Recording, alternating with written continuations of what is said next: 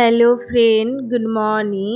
মারি কিচেনে সবাইকে স্বাগত আর আন্তরিক শুভেচ্ছা দিয়ে আজকের ভিডিওটি আমি এখানেই শুরু করছি। হায়দ্রাবাদের ওয়েদার জানো তো, কখনো হাসে আবার কখনো কাঁদে। সেরকম আজকেও একটি সকাল, বর্ষা নেমে আসছে। এটা শ্রাবণ মাস, তোমরা সবাই জানো। এত সুন্দর ওয়েদার, এই বেরোচ্ছি বৃষ্টি হয়ে যাচ্ছে, এই বেরোচ্ছি রোদ উঠে গেছে। সত্যি এত সুন্দর ওয়েদার, এই ওয়েদারের কোনো তুলনা নেই।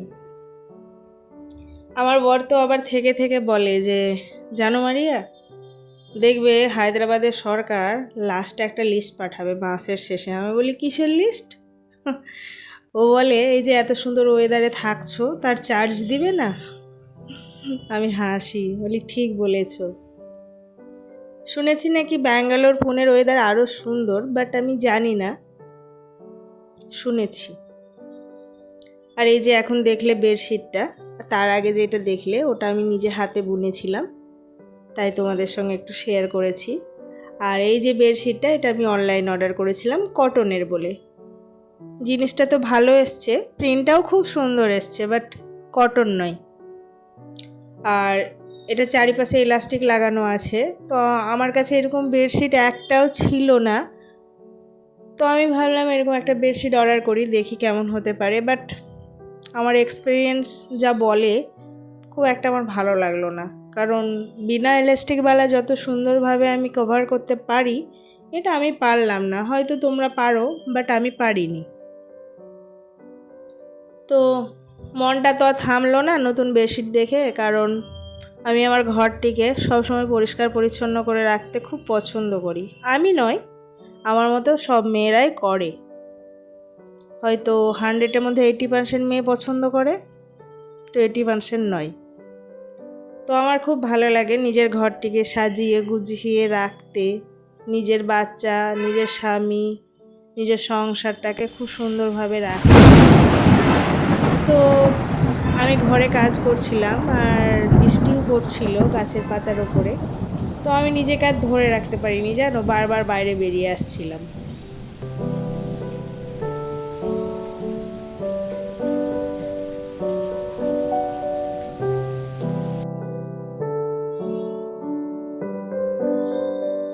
তো বাইরে থাকলে তো আর হবে না, বলো। যাই, কিচেনে যাই। আজকে রান্না করব ভাবছি একটু এগ বিরিয়ানি। তো তার জন্য আমি এগগুলোকে বয়েল করে নিয়েছি। আর বৃষ্টি পড়লে বেশি আমার মন করে আজকে কি বানাতে পারি, আজকে কি রান্না করব, কি রান্না করলে বেস্ট হতো। মানে আমার মাথায় একটা এরকম কাজ করে আর কি। তো আজকে ভাবলাম ডিম বিরিয়ানিটাই করি। তার আগের দিন চিংড়ি বিরিয়ানি করেছিলাম। যারা তোমরা আমার ইনস্টাগ্রাম এবং ফেসবুক রিলস দেখো, তারা হয়তো দেখেছো, তোমরা দেখতে পারো। আমার ওখানে গিয়ে আমি ওখানেও রান্নার অনেক কিছু ছেড়ে থাকি। তোমরা চাইলে আমি লিঙ্কটা দিয়ে দিব, আর না চাইলে কেন দিব বলো। তো কে কোথা থেকে আমার ভিডিও দেখো ইউটিউবে, যদি আমাকে একটু জানাতে, তো আমার খুব ভালো লাগতো। আমার খুব ইচ্ছা করে যে আমাকে কে কোথা থেকে দেখছে, কিন্তু তোমরা তো আর সেটা জানাবে না, বলো। যাই হোক, যদি মনে হয় যে মারি বলেছিল জানাই, তো জানিও কিন্তু, কেমন। তো ডিমগুলাকে অ্যাট ফার্স্ট ছিলে নিব। তো আমি এখানে একটা কাঁচের পাত্রে জল দিয়ে ডিমটাকে ঠান্ডা করে ছিলে নিলাম। এদিকে আমি হাঁড়ি বসিয়ে দিয়েছি, হাঁড়িতে তেল দিয়ে দিব।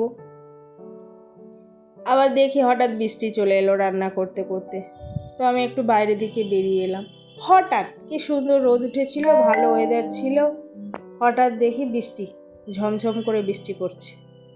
তো আর বৃষ্টিতে দাঁড়িয়ে থাকলে কি হবে বলো। এদিকে হাঁড়ি বসিয়েছি, হাঁড়িটা পুড়ে যাবে। আবার ছুটে এসে কিচেন ঘরে ঢুকে আবার পেঁয়াজগুলো ছড়িয়ে দিলাম তেলের ওপরে। এদিকে বর বলে আমি চা খাবো, তার যখন তখন চায়ের ডিম্যান্ড।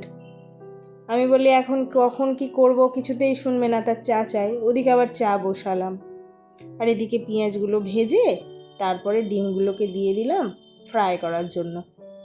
তো একটু হলুদ দিয়ে দিলাম, সবসময় একটু হলুদ দিবে ডিমে, কালারটা ভালো আসে। নাহলে হলুদে ম্যারিনেট করে নেবে ফার্স্ট, দিয়ে ফ্রাই করবে, দেখবে খুব সুন্দর ডিমটার কালারটা আসে। এবার আমি পেঁয়াজের বেরেস্তাটাও করে নিয়েছি, ডিমটাও ফ্রাই করে নিয়েছি। এবার আমি রান্নার জন্য পেঁয়াজ দিয়ে দিলাম।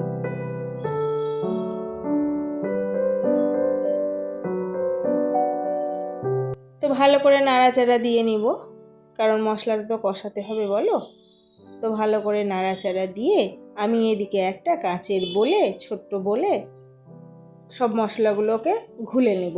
তো এখানে দিয়েছি আমি জিরে গুঁড়ো, হলুদ গুঁড়ো, লঙ্কা গুঁড়ো আর লবণ আর জল দিয়ে ভালো করে একটু মিক্সড করে নিচ্ছি। এবার আমি এটাকে ঢেলে দিব।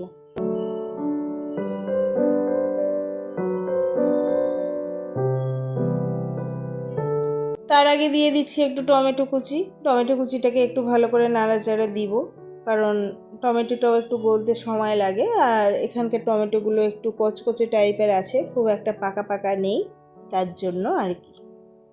এবার আমি যেটা করে রেখেছিলাম সেটা এবার দিয়ে দিচ্ছি, দিয়ে ভালো করে নাড়াচাড়া দিয়ে নিব।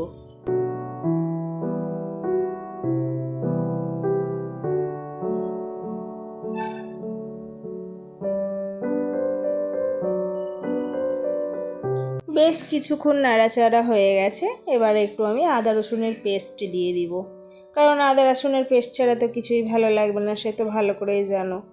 তো আদা রসুনের পেস্টটাকে দিয়ে ভালো করে মশলা কষিয়ে নেব। এদিকে মশলাটা আমার কষানো হোক, আমি যাই থালা বাসনগুলো ধুই, সেখানে তো অনেক থালা বাসন জমে আছে।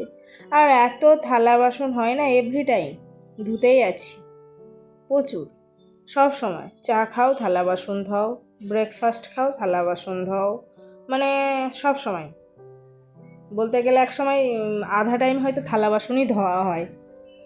তো এদিকে থালা বাসন অর্ধেকটা ধোয়া হয়েছে আমার, আর অর্ধেকটা ধুতেই আছে। আমি মশলাটা লেগে যাবে, আরেকবার নেড়ে দিই, আর মধ্যে মাঝে এরকম ভালো করে নেড়ে দিবে। আবার বাকিটা ছিল সেটা ধুয়ে নিই।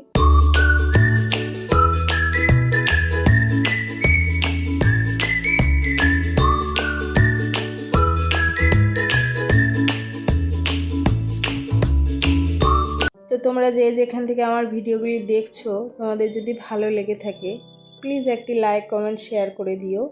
এটা আমার একটা ছোট্ট রিকোয়েস্ট তোমাদের কাছে। এবার আলুগুলো ছেড়ে দিই, কারণ আলুগুলো সিদ্ধ হওয়ার ব্যাপার আছে, কারণ তো বাসমতি চালের রান্না হবে। বাসমতি চাল তো খুব সহজেই সেদ্ধ হয়ে যাবে, আলু সেদ্ধ হতে একটু সময় লাগবে, তার জন্য আমি আলুগুলোকে আগেই ছেড়ে দিলাম। দিয়ে ভালো করে নাড়িয়ে চাড়িয়ে নিব, কষিয়ে নিব।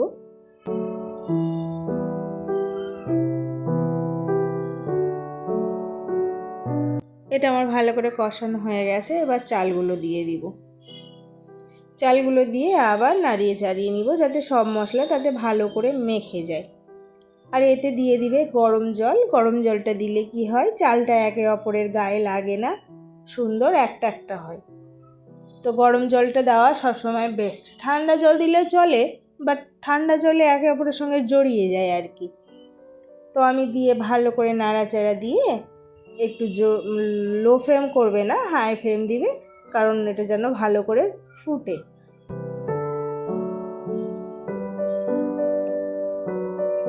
তার আগে আমি ডিমগুলোকে এক এক করে ছেড়ে দিব, কারণ ডিমের ফ্লেভারটা ওতে বেরোবে, ওতে মাখো মাখো হবে, দিলে ভালো লাগবে। আর ডিমটা যদি লাস্টে ছাড়ো তুমি, তো ফ্লেভারটা বেরোবে না। এবার আমি ওটা তো আমার জলটা মরে গেছে, তার জন্য আমি এখানে নিয়ে নিচ্ছি কেওড়া জল, গোলাপ জল আর মিঠা আতর। তো এটা আমি একটা বলে সবকে একসঙ্গে মিক্সড করে দিয়ে দিব। দিয়ে আমি এটাতে ঢেলে দিলাম। ঢেলে দেওয়ার পরে যে বেরেস্তাগুলো করে রেখেছিলাম সেগুলো ছড়িয়ে দিব। এতে তোমরা পুদিনা পাতা, ধনা পাতা দিতে পারো। যারা আমার কন্টিনিউ ভিডিও দেখো তারা জানো আমার বড়মশাই খায় না, তাই আমি এগুলো ইউজ করি না, কিন্তু ওগুলো দিলে খুব সুন্দর ফ্লেভার আসে। এবার আমি এটা দিয়ে দিলাম গরম মশলা, যেটা আমার ঘরে বানানো।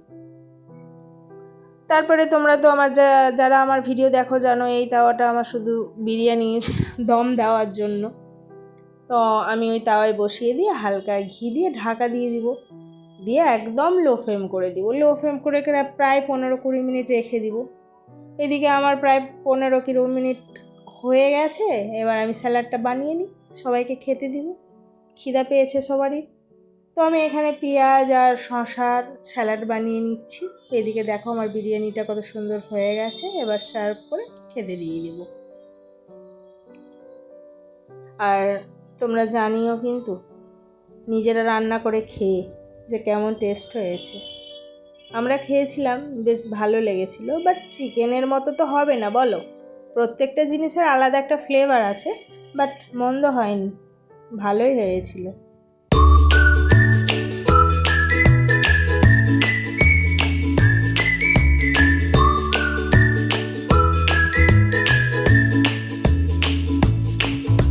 বৃষ্টি পড়ছে, বিকালবেলা একটু চলে এসেছি আমরা পেস্তা হাউস চা আর প্যাটিস খেতে।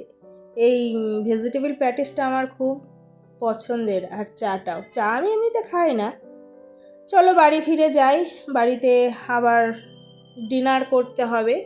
তো রাতের বেলা এখন, তো অনেক দিন থেকেই বর বলছিল আলুর দম আর লুচি করার জন্য। তো দেখো না, এরকম আমি গোল গোল বেলে 4টে ফাঁক করে দিয়েছি, খুব সহজে এবং খুব তাড়াতাড়ি জিনিসটা হয়ে গেল। চাইলে তোমরাও এরকম করতে পারো যখন তোমাদের হাতে টাইম থাকবে না। তো আমি এরকম করে করে নিয়েছি, কি সুন্দর হয়েছে দেখো, একটা নতুন শেপে। বাচ্চার জন্য একটা ইউনিক হলো, সে ইন্টারেস্টিং ফিল করছে যে খুব ভালো হয়েছে।